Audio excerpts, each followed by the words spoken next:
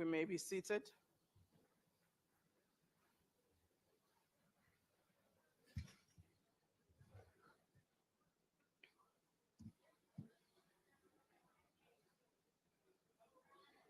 Order, honorable members. Can all members take up their seats?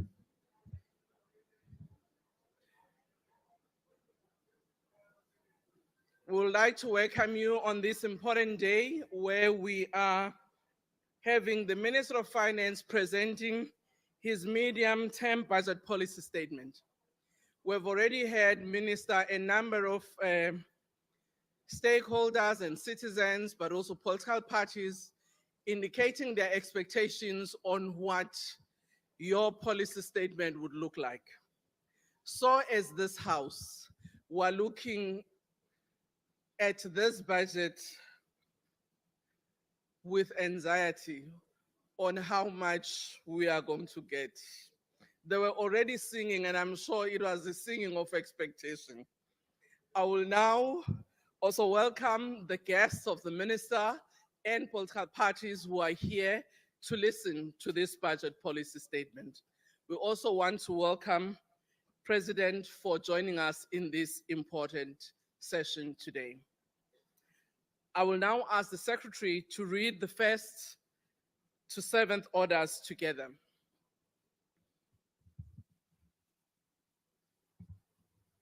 Medium-term policy statement.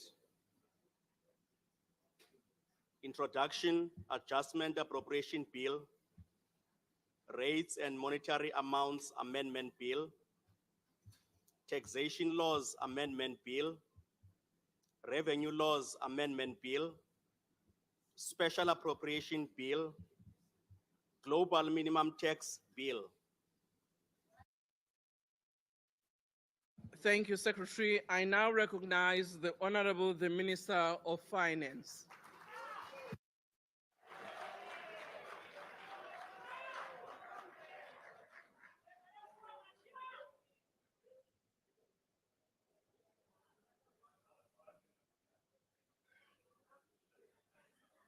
Honorable Speaker, Togo Didiza, Deputy Speaker, Anneli Lotfield, His Excellency, the President of the Republic of South Africa, President Cyril Ramaphosa, His Excellency, the Deputy President, Paul Mashatile, Cabinet colleagues, members of the Executive Council for Finance, honorable members, Governor of the South African Reserve Bank, Commissioner of the South African Revenue Service, fellow South Africans.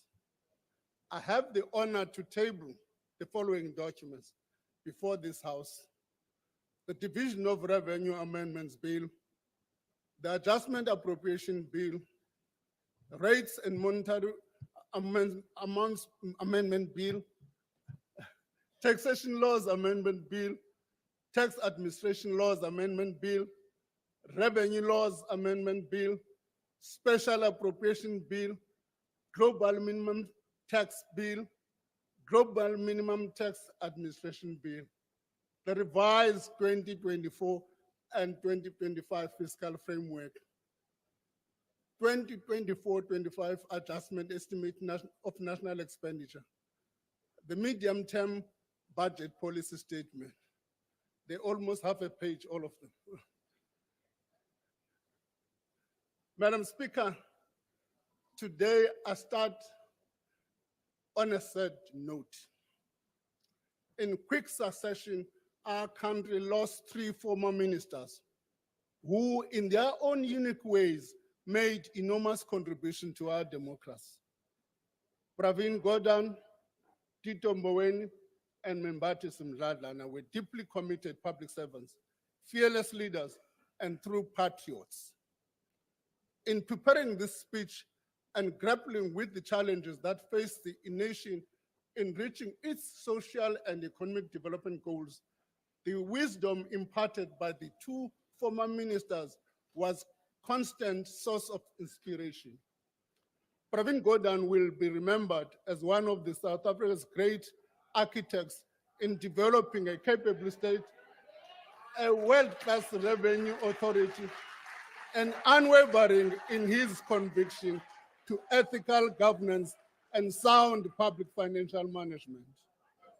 Tito Mboweni will be remembered for contributing to progressive labor market regulation, modernizing South Africa's monetary policy, and the passion and intellectual bravery he brought to issues of structural reforms. In one of his last public interviews, Governor number 8, as he liked to be called, spoke of the next few years being defined as the infrastructure years, where the national obsession should be on building the much needed infrastructure. He would be proud that today, a cornerstone of our policy statement is the announcement of bold and far-reaching infrastructure reforms.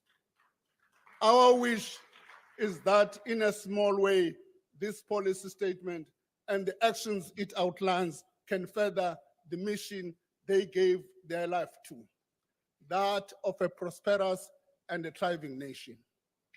We acknowledge that we are not there yet, but there is a new light, and that is shining down on our country and on our economy. Our recent elections demonstrated the resilience and maturity of a young democracy. The formation of a government of national unity in June, combined with the suspension of power cuts since March 2024, a leap in business and consumer confidence, the recent receding of inflation in recent months have raised all our hopes. Ours is to turn the promise of a better life for all into a reality. His Excellency, Mr. President, outlined the three priorities of the government of national unity.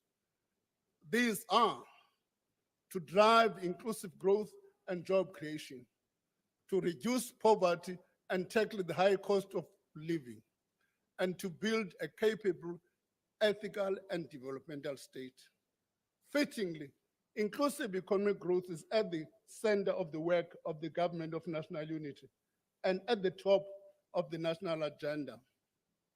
This policy statement analyzes the trade-offs and choices that the nation is confronted with, charting the path towards growth, transformation, and action.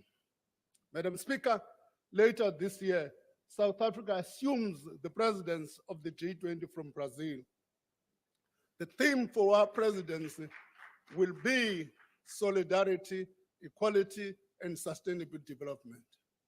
Our presidency is the fourth consecutive one where an emerging economy will lead the forum that will influence global economic issues. This is a rare opportunity that only comes around only every 20 years. We intend to use our voice to promote a true African-focused agenda. The G20 president gives us an opportunity to showcase to the world our beautiful and diverse country and continent and its people. Today, by presenting a policy statement that outlines a clear strategy to grow the economy and retain the health of our public finances, we are building for a better, more inclusive South Africa. Turning to the international outlook, global economic growth is forecast at 3.2% in 2024 and 2025. Global trade is expected to grow by an annual average of 3.3% and over the same period. There are several risks to this outlook. These include persistent geopolitical tensions, and the threat of escalating conflict in the Middle East remains a concern. Wars elsewhere, such as in the Sudan and the conflict between Ukraine and Russia, threaten regional and international stability, as well as global trade. These risks imply that emerging markets and developing countries such as South Africa will continue to face headwinds over the medium term. Domestically, we focus on a real GDP growth of 1.1% in 2024. This is lower than the estimate of 1.3% in February. Over the medium term, growth is forecast to average 1.8%. This underscores the need for higher inclusive growth to meet the aspirations of a better life for all. This policy statement aligns our strategy to lift the economy to a higher and more inclusive growth path. The strategy is anchored in 4 pillars. The first one is maintaining macroeconomic stability. The second one is to implementing structural reforms. Thirdly, is supporting growth, enhancing infrastructure, and lastly, building an ethical and developmental state. Honorable members, Pillar 1 is about a stable, transparent, and predictable macroeconomic framework that creates a conducive environment for businesses and households to save, spend, invest, and grow. The National Treasury has the responsibility for oversight and implementation of macroeconomic policy framework. Anchoring inflation expectation is important for our macroeconomic policy framework, and this is what the Reserve Bank is responsible for. To strengthen this framework, we continue to work on assessing the suitability of monetary policy targets and to improve the levers of macroeconomic policy coordination. Pillar 2 is about implementing structural reforms, including those in Operation Vulindlela. These will continue to strengthen the economy to be more productive and international competitive, accelerating inclusive growth, economic growth, and foster much needed job creation. The first phase of Operation Vulindlela provides a tangible evidence that structural reforms can reduce economic bottlenecks. It also demonstrates that government can collaborate effectively with business for the collective good. Some of the achievements of Operation Vulindlela include a large pipeline of about 22.5 megawatts of private sector investment in renewable energy projects, a 50% reduction in the cost of data for 1.5 gig, reduction in the waiting period for obtaining water use licenses for almost 90 days, and the introduction of an e-visa system to travelers from 34 countries. Building on these successes, the second phase will continue to prioritize network sectors. In the energy sector, we will continue to restructure the electricity supply industry, establish a competitive electricity generation market, and alleviate constraints on transmission infrastructure. In transport, we will open the freight rail network to private operators to reduce inefficiencies and cost. In water, the focus is on creating independent economic regulation and strengthen the local water service regulatory environment. The second phase will also introduce new focus areas that seek to strengthen local government, harnessing digital infrastructure, and integrating urban environments to make cities more efficient. Pillar 3 is about effective infrastructure investment to boost economic activity and enable higher growth over the medium term. In this regard, we are implementing reforms that will create conditions to attract greater private sector participation. The reforms include mobilizing significant private sector finance and technical expertise to augment the limited public sector capacity and capability. We are amending the PPP regulation to simplify requirements for undertaking these projects. The amended Treasury Regulation 16 will be published before the end of November for implementation in 25-26. The Municipal PPP Regulation 309 will be finalized by June next year. We are establishing dedicated capacity to plan, prepare, design programs that will generate a credible pipeline of projects that can be taken to the market. The Department of Water and Sanitation is Water Partnership Office has two priority programs for non-revenue water and recycling waste water that require private sector investment. Similarly, the Department of Transport, Transnet, and passenger rail agencies of South Africa are finalizing a list of priority projects that will be issued to the market in 25-26. The resolution of the Gauteng Free Improvement Project has unlocked a project pipeline to the value of 85 billion rand for the non-toll network for the next 3 years. We are improving the capital budget process. Structure is being reconfigured into a centralized gateway for all large infrastructure projects that require fiscal support to advance. From 2025, the facility will have a continuous evaluation process instead of one window per annum. The National Treasury will, in January, publish a circular to guide the submission of proposal. Lastly, government is making a concerted effort to increase the pool of funders to diversify public infrastructure financing through new mechanisms and instruments. These include build, operate, transfer structures, and other concessions. We are developing a blended finance risk sharing platform that includes a credit guarantee vehicle that will help de-risk public sector projects while reducing government's contingent liabilities. Fiscal support is proposed for the projects evaluated in the 2024 BFI window. These include, but not limited to, 2 hospital projects, including a district hospital in Limpopo, landside capacity expansion at the Cape Town container terminal, capacity upgrades on the rail network from Watlu to Gqeberha, rehabilitation of water infrastructure in eThekwini, and student housing accommodation at 6 higher education institutions. A request for proposal will be issued this year for funders who are interested in supporting these projects, as well as projects for urban rail revitalization, disaster relief, metropolitan trading services. Funding of these will be separated from the broader sovereign borrowing and be accounted for separately. Collectively, the infrastructure reforms will strengthen planning, appraisal, contracting, financing, monitoring, and evaluation.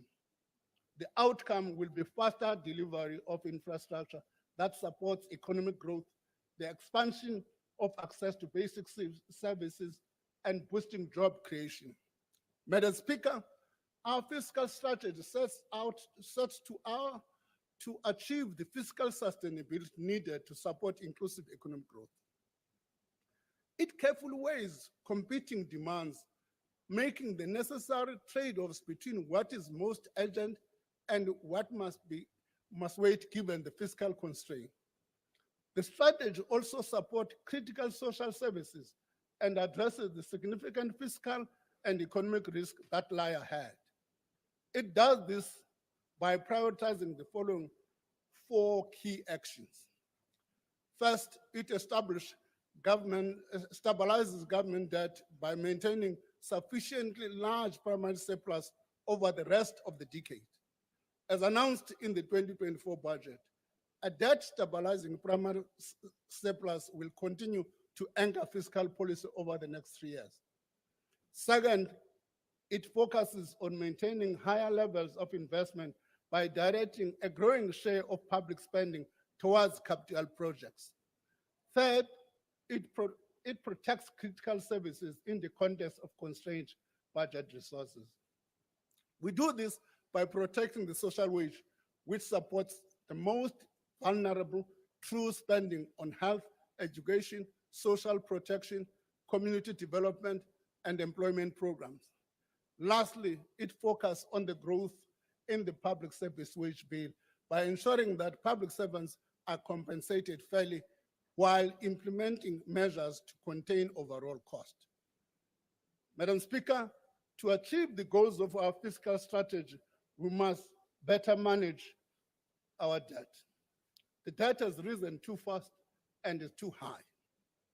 We are anticipating that government debt will reach more than 6 trillion or 75% of GDP in 25-26.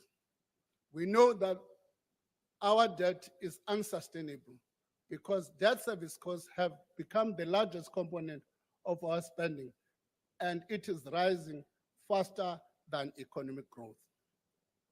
Debt service costs will reach 388.9 billion rand in the current financial year. Put differently, this means for every 1 rand of revenue that government raises this year, 22 cents of this is paid in debt service cost. To deal with this problem, we have taken difficult steps to reduce the budget deficit.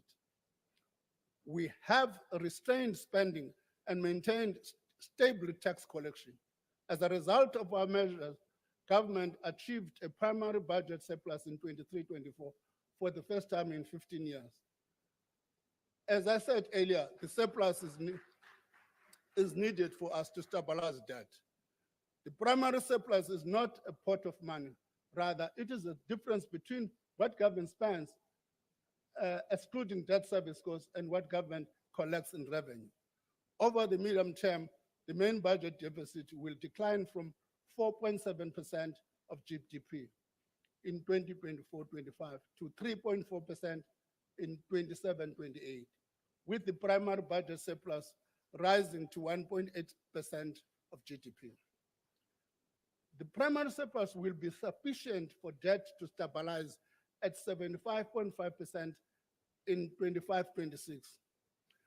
Debt will then decline over the rest of this decade. The key impact of this is the debt service costs will also stabilize and begin to decline over the next few years. Madam Speaker, on the revenue side, tax collection for 24-25 is expected to be 22.3 billion lower than we anticipated in February. Over the next 2 years, the main budget revenue is estimated has also been lowered by 30.2 billion. In the absence of faster growth and in the face of external risk, tax revenue will remain under pressure, forcing us to make difficult decisions on where to spend. Lower revenue also means that we cannot, and within the envelope, accommodate all the demands of the fiscus. Difficult trade-offs in all spheres of government will have to be made. By sticking to our debt-reducing strategy and confronting these trade-offs, we can create the necessary conditions for a fast-growing economy that facilitates employment. Our most immediate spending pressures will be addressed despite the weaker revenue. Compared to our estimate in February, expenditure for this year will increase mainly for the following: rollovers from the previous financial year to the value of 2.1 billion rand. 2.7 billion rand expenditure that was announced at the time of the main budget, largely for the increase in the social relief distress grant. The unforeseeable and unavoidable expenditure of 2.1 billion rand, mainly for the disaster relief in a number of provinces. A special appropriation bill that mostly covers SANRAL's obligations related to phase 1 of the Gauteng Free Improvement Program. A large part of this appropriation is made possible by the Gauteng provincial government, honoring its 3.8 contribution to the debt this year. Over the medium term, consolidated expenditure is expected to increase from 2.4 trillion in 24-25 to 2.8 trillion rand in 27-28. Honorable members, our democracy is underpinned by strong independent arms of state. The medium-term spending adjustments are aimed at maintaining the integrity of the key institutions and improving state capability. This is what Pillar 4 is about, It seeks to build a capable state that delivers a reasonable and reliable standard of public service, and that will foster the necessary environment for more growth and jobs. For this reason, additional funding is proposed for Parliament and the Office of the Chief of Justice, mostly to enhance operational capacity in the running of these important institutions. With the local government elections due in 2026, funds have been made set for the Independent Electoral Commission to conduct smooth elections. Additional funding for the South African Revenue Service is proposed. This is to help the organization build on its success by driving programs to enhance the efficiency of revenue collection while enhancing compliance and facilitating legitimate trade. We are also implementing initiatives like early retirement, not to merely reduce the size of the workforce, but also to introduce younger talent to the public service. This is part of building a capable, ethical, and development government.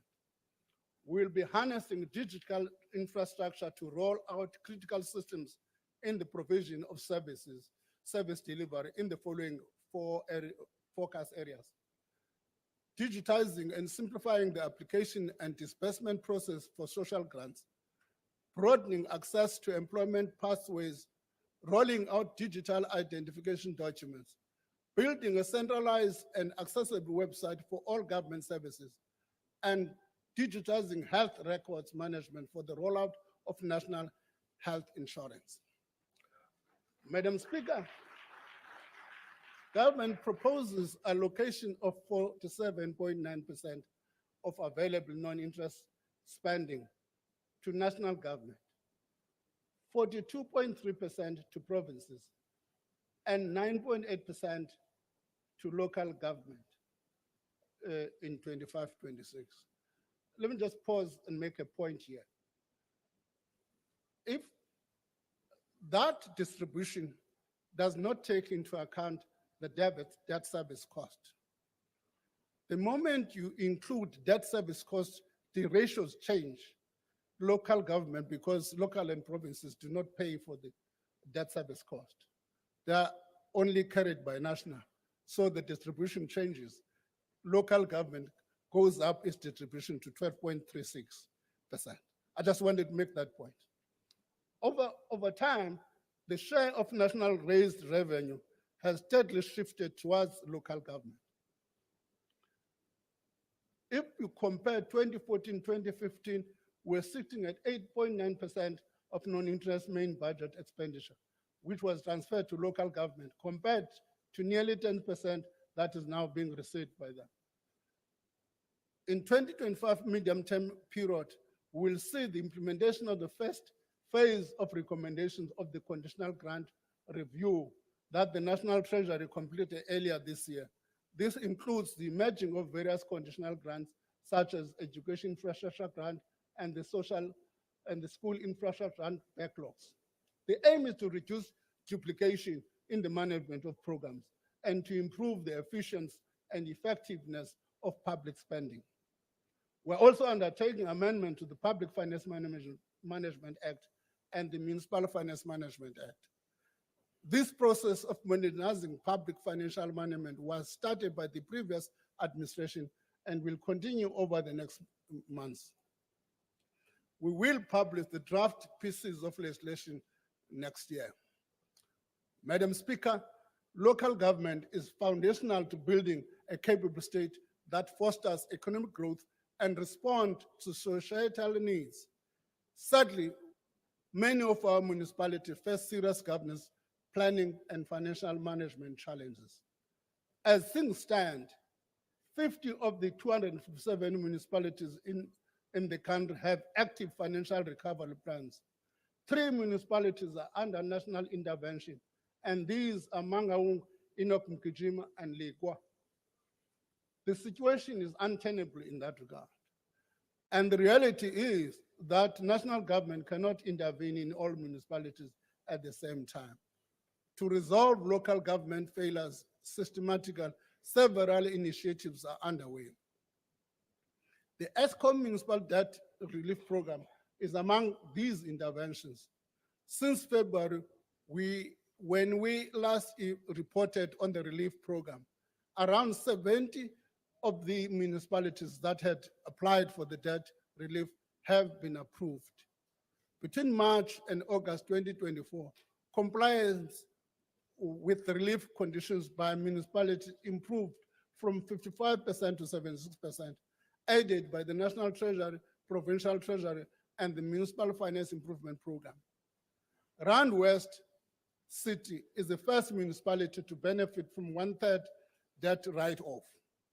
This follows its substantial achievement of the debt relief conditions for the first 12 months cycle. The more municipalities stand to benefit from the write-off of debt if they comply with the conditions of the program. We implore provincial and national departments owing municipalities to do one thing, please, pay municipalities.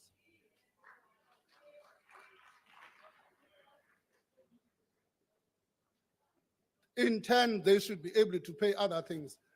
There are 2 water boards now who are about to go bankrupt because they can't be paid by municipalities. And we can't pay municipalities ourselves. And I think we should do something about that. This will enable municipalities to pay water boards, as I've said, and ESCOM so that utilities can deliver these services to citizens. Honorable members, almost 60% of economic activity is concentrated in the 8 metropolitan municipalities that are home to 6 out of 10 people in South Africa. To turn things around in municipal service provision, the reforms in trading services focuses on financial, institutional, and management changes in these metros.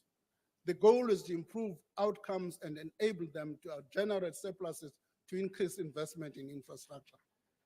Our efforts are supportive of the intent of the white paper on local government by the Department of Cooperative Governance to reimagine municipalities as transformative vehicles equipped to respond to the needs of residents. Climate-related disasters have intensified, damaging infrastructure and disrupting life. Countries in the global south bear the largest brunt of these impacts. The increased frequency and intensity of climate disasters is costly, and we must proactively work to reduce their impact on the fiscus and on society. One aspect of disaster financing is response and rehabilitation after an event occurred. A slow response to these emergency results in communities having to wait lengthy periods before they are finally assisted. The recommendations of the disaster risk financing strategy will be implemented from 2025 to improve readiness and response time. National Treasury is undertaking detailed analysis of the experience of local government regarding their access to emergency financing and their ability to disperse. This analysis will help us better understand their capacity to manage a multi-layered disaster risk finance approach. It will look into the willingness of municipalities to independently manage their financial responses to disasters, exiting existing incentives to invest in readiness and their ability to set aside sufficient funds for their responses. Madam Speaker, public procurement accounts for about 19% of consolidated government spending, totaling 1.5 trillion over the next 3 years. The gazetting of the Public Procurement Act in July marked an important milestone. Though the act has not come into effect, it sets the stage for better integration of public sector procurement. Preferential procurement and set-asides will provide meaningful participation for those who were previously excluded and disadvantaged. The Act also provides for industrialization through designation, beneficiation, intensification of labor absorption, and other measures within local communities. This is important for factories and businesses. The single national regulatory framework for procurement also promotes integrity, transparency, and measures to prevent abuse in the procurement, wasteful expenditure, and corruption. The National Treasury is consulting widely in developing regulations that will enforce the provisions of the Act. The regulation will be published in 2025, and these will pass through Parliament scrutiny prior to promulgation. As part of developing the regulations, the National Treasury will consider the findings and recommendations from the assessment of the South African procurement system using international standards and Universal 2. The assessment was initiated last year, and the report will be released publicly next month. In parallel, we are intensifying our efforts to modernize, digitize, make our procurement system transparent and in line with international standards. Madam Speaker, we recently received positive review from the Financial Action Task Force, FATF. The body found that we have now largely or fully addressed 16 of the 22 action items in the action plan. This is a remarkable achievement brought about by the unprecedented cooperation between the State Department as well as with civil society. FATF lauded South Africa for improving how it deals with issues of anti-money laundering and countering the financing of terrorism. This leaves us with only 6 outstanding action items to be addressed for the last scheduled reporting cycle in February 2025. Madam Speaker, the publication of the medium-term budget policy statement represents a commitment to open and transparent budget process. It is intended to empower all stakeholders to contribute to the discussion of the nation's priorities. It makes transparent the budget framework through which government seeks to achieve the nation's social and economic development goals. I hope it is received in this spirit. Madam Speaker, over the next 3 years, we are embarking on a new journey. We will use our collective efforts to increase the pace and scale of tackling unemployment and building a stronger economy. We will turn the fresh sense of hope, energy, and fellowship into action. We must use this opportunity to create an environment for strengthened service delivery, particularly to underserviced communities in urban and rural areas. We must seize the moment to build and invest for the future. Madam Speaker, as I close, allow me to express my deepest gratitude to the President and Deputy President for their counsel, their support, and for their leadership. Thank you also to the Deputy Ministers of Finance, the National Treasury team led by the Director General, and they have walked this path with me, sharing freely their insight, expertise, and passion for our country. Thank you to the Commissioner of South African Revenue Services and the Governor of the South African Reserve Bank for their astute stewardship of these two key institutions. Thank you to my cabinet colleagues, some of them new, the Ministers' Committee on the Budget Committee, Ministers' Committee on the Budget, and the Budget Council will share the heavy load of the tough decision that we must take to maintain the sustainability of our public finances. To the Parliamentary Committee of Finance, Appropriation, and Public Account, I express my sincere appreciation. And lastly, you can guess,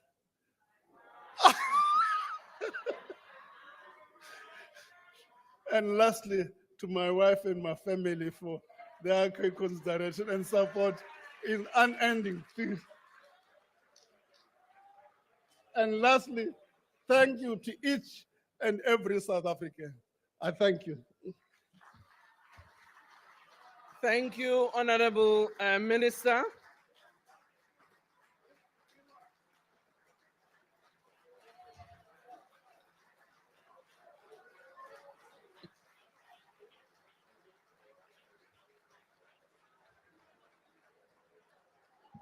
Order, honorable members. Order, can we take our seats?